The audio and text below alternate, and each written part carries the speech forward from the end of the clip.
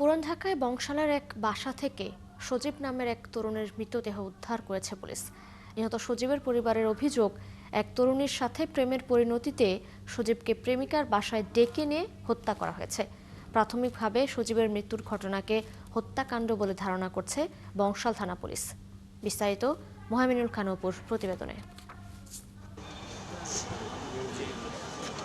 ১৯ বছর বয়সী সজীব ও উচ্চ মাধ্যমিকের ছাত্রী খাদিজা দুজনেই পুরান ঢাকার বংশালের বাসিন্দা। ৫ বছর ধরে তাদের মধ্যে প্রেমের সম্পর্ক ছিল। ৪ দিন আগে তাবলিগ থেকে ফেরা সজীব প্রস্তুতি নিচ্ছিলেন বিদেশ যাবার। শনিবার বিকেলে বাসা থেকে বের হওয়ার পর সজীব আর ফোন ধরেননি বলে জানান নিহতের বোন। পরে ভাইয়ের মৃত্যুর সংবাদ শুনে আগামসী লেনে খাদিজার বাসায় ছুটে যান তিনি। সাথে ছিলেন মা ও স্বজনরা। সেখানে গিয়ে দেখেন বাসার ৪র্থ তলার গেটের সামনে গলায় তার পেছানো অবস্থায় পড়ে আছে সজীবের মরদেহ।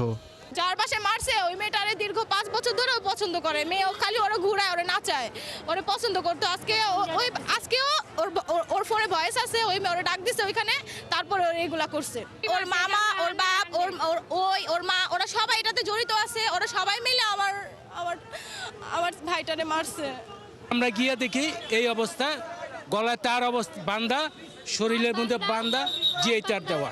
নিহত সজীবের পরিবার বলছে খাদিজা ও তার পরিবার এই হত্যার সাথে জড়িত।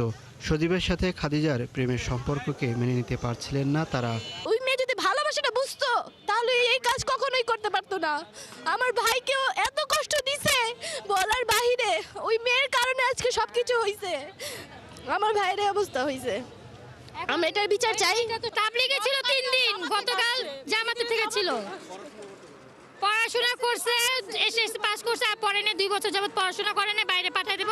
এই মেয়েটার জন্য পড়াশোনা সব বাদ দিয়ে দিছো।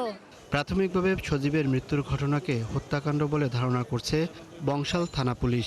এ ঘটনায় সংশ্লিষ্ট থানায় একটি হত্যা মামলা প্রক্রিয়াধীন আছে বলে জানায় পুলিশ।